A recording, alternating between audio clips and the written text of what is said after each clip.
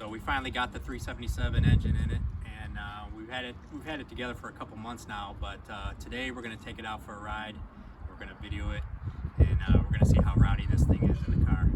But basically, we built this car here at the shop. It was a rusted out, clapped out '66 Nova, and me and Marty here at the shop, we built basically the complete body.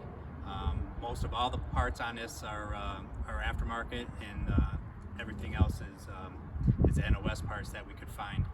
But pretty cool car.